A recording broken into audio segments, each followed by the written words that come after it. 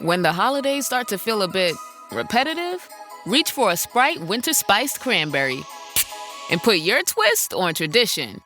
A bold cranberry and winter spice flavor fusion, Sprite Winter Spiced Cranberry is a refreshing way to shake things up this sipping season.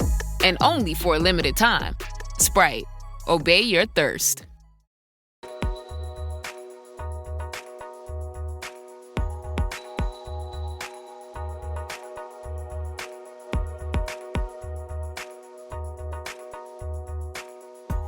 Welcome to episode 109 of the High Volume Hiring Podcast. I am Stephen Rothberg with College Recruiter, one of your co-hosts. Jeanette, good to see you today. Good to see you as well. Hi, everyone. Jeanette Leeds. We've got a one-on-one. We do.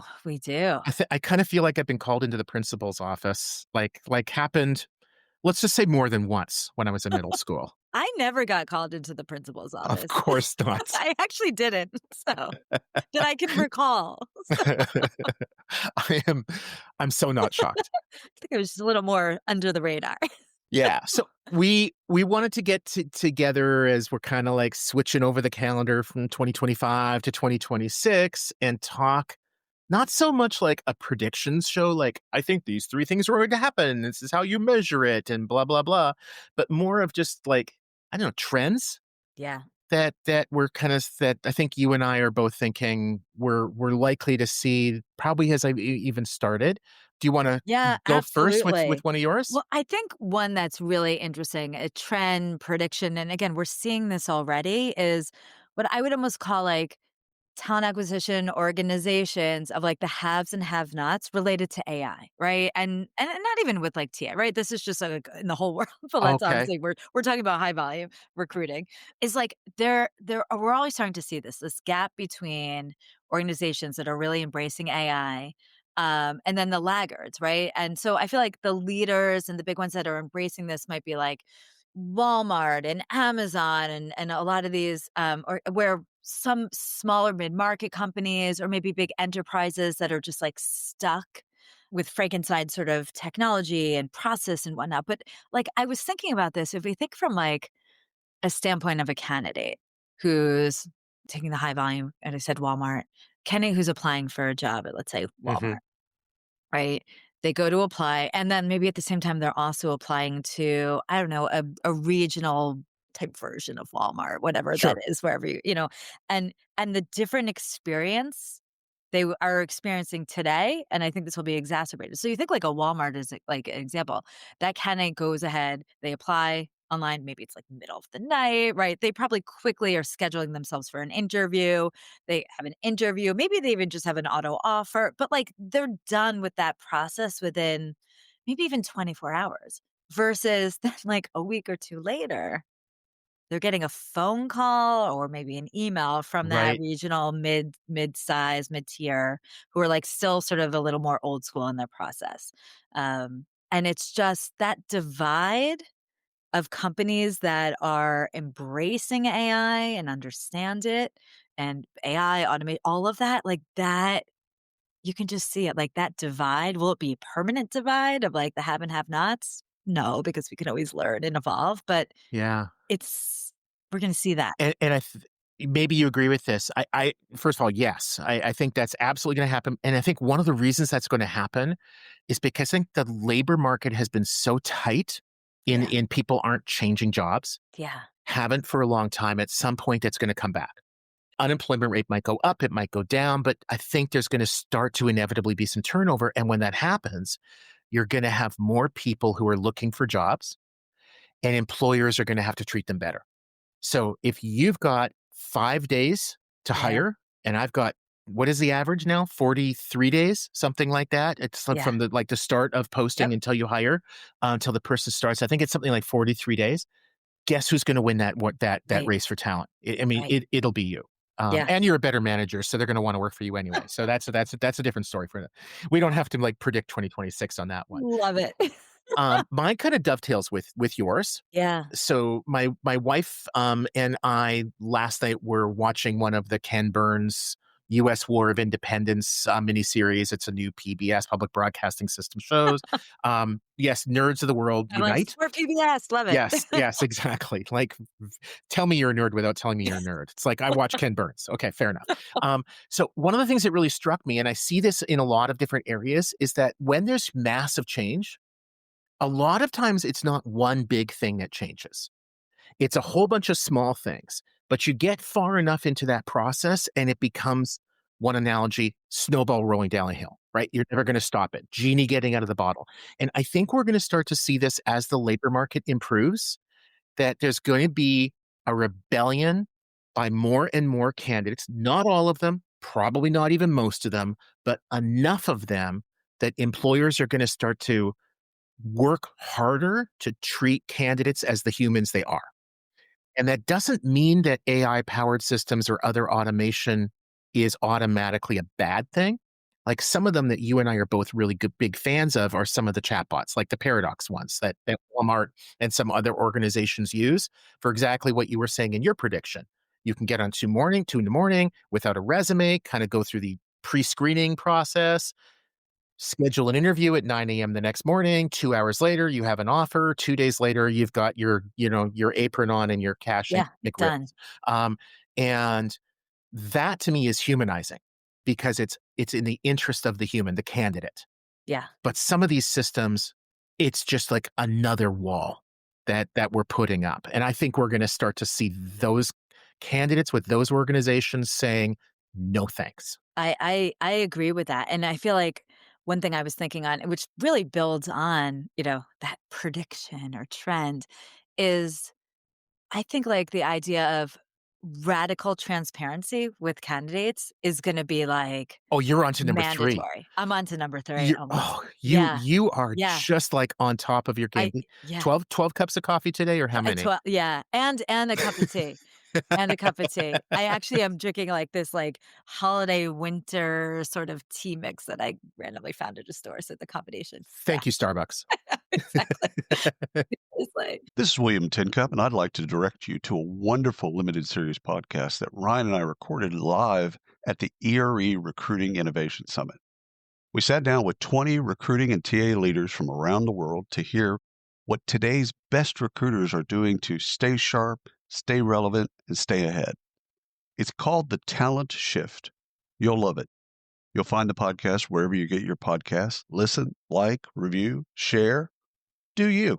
So, uh, I'm sorry. So, radical yeah, transformation. so I think it's that it is that combination of, I think especially with Gen Z, right? Yeah. Like, they it's not about, like, laws changing, it's about them who are they gonna really be attracted to, and what companies are they gonna apply to? Right? And so I think radical transparency from a Gen Z standpoint is going to be like, okay, don't just put a general salary range in your job description of like, okay, this job pays 50 to 150, which basically becomes meaninglessly, it's nonsense, right? It'll be real salary ranges. Or if we think of like jobs where there's shifts, right? Like this job is, I don't know, Tuesday through Saturday, and it rotates between, I don't know, the early morning 6 a.m., which you like really need to be a morning person for, versus sometimes there's night shift. Like being real, right? Like being really clear. I don't know, I feel like links to reviews on like where it's just this pure, authentic, this is real. I understand it acknowledges like the bad stuff, right? Because we all know all jobs have like, Every good, job. good, bad, and ugly, and that's Uh-huh. expected. And so I think job postings, companies that have like this real transparency, like we're gonna start to see Gen Z especially, like, applying there, right? And less and, like, almost to that, like, revolution where they're like, "Yeah, no, I'm not interested in a company that's just in some ways generic," right? And I think it's interesting, I'm also thinking, like, with the rise of AI, right? Like, and okay, let's write job descriptions up, like, if you sound like AI generated generic content, like, that's gonna be such a turnoff to everyone versus like what's real, what's human, what's, did a human actually look at this job description? Is this real versus like, so there's Yeah. something there that's going to really start to play out even We more had a so. guest months ago, I think she was like early 2025 that talked about authenticity Yes, and authentication. JT O'Donnell, that's right. right? Good And memory. I think that's part of what you're saying is it's like, yes, the nuts and bolts, the compliance stuff, disclosing your salaries, being real about like where is the job located, which surprisingly is sometimes not true. Yeah. Like sometimes people will say it's, hybrid, and hybrid means one afternoon a month that you get to be at home. Exactly. Stuff like that. That's just, quite frankly, it's just dishonest. So some of it's just the honesty. I love what you said too about my words, not yours, but I think it's what you're talking about is like AI slop. Yes, If it just reads like AI, then that's going to be that is and will be a big turn off. absolutely. I remember like when you were talking about the good and the bad and the ugly. One of my first jobs was working in a pharmacy when I was a teenager. It was like Oh, just down wow. this, it was like half a mile or something from the high school I went to. And so like I think 3 days a week I kind of went there, worked for like 4 hours, then went home and got homework done and whatever. But when I was interviewing for it, like 90% of the job, it was like totally good, no problem. Stocking shelves, doing this, doing that, changing prices, whatever. And another 10, 20% was stuff that nobody else in the store wanted to do. But I was like the teenager, the low man on the Yep, totem pole. you're So like doing it. literally like bathroom needs cleaning, it's got your name on it. And I don't actually remember anything like really awful, but it was part of the job. And Yes. they were very candid about it. Cause like if you're not gonna do that, we're not gonna hire you. And I feel like a lot of times job descriptions, interviews, they gloss over the Mhm. bad stuff, but I actually think candidates, pardon me, mostly appreciate it. Absolutely, because it basically like, you don't wanna waste anyone's time, Yeah. right? And so put it out there. Here's the good, because every job has good and Yeah. every job has bad and there's ugly. And so, yeah, you get I don't wanna say the best candidates, but it's the best candidates for that job. Yes. And that is so, And, so key. and people who won't quit 3 weeks in, Right. but might be there for 3 years or 9 years or whatever.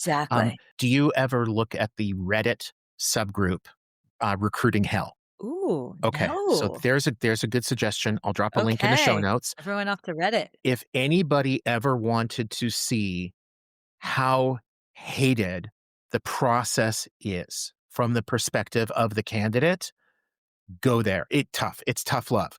And sometimes employers are called up by name, but usually not. And it's usually just stuff like exactly what you're talking about. It's a lack of radical transparency. They Mhm. told me X and it was actually Y. And you get the feeling reading a lot of these things that if the employer had just told them X to begin with, Right. they would have been fine with it. And the problem wasn't that it was X. The problem is that the employer said that it was Y. And so now the candidate's like, how Yes. can I trust anything they say? And it's all about and just thinking about that, there was recently a post on LinkedIn, who I don't even know what I should say, but it was basically like, "Hey, everyone, I have a friend who's going through the process job hunting," and, like, they're applying to tons and tons of jobs, and, like, they were unbelievably mystified about how bad the process is, Yeah. right? And so to me, it's amazing, right? Of like, okay, we're 2025, about to go into 2026. Like looking at what is that again, that candidate experience, like what that experience is like, it's still so bad for a majority, not all, majority. And so again, going back to almost my first prediction, like that like, again, such a different those organizations that are having an easier process, while still getting the right information from the candidate and Yeah. vice versa, Yeah. um, versus this just painful process. It's, again, using AI automation in a way that makes sense. Those companies, I mean, you can just imagine the difference where that those companies who are embracing it in the right way will be 1 year, 2 years, 5, 10 years down the road versus the ones that aren't. Like, it's look at that process. It's not 100%. just about the tech; it's about the process. It's all of it together. So, Oh, I can't finish better than that. So you got the last woo, one. love it. Awesome. Can't wait to see what 2026 brings. I'm a little bit afraid of that, but I okay, know. whatever. I know. This is great. Thank you very much. Thank you, See you Stephen. next time. Bye, everyone. Bye.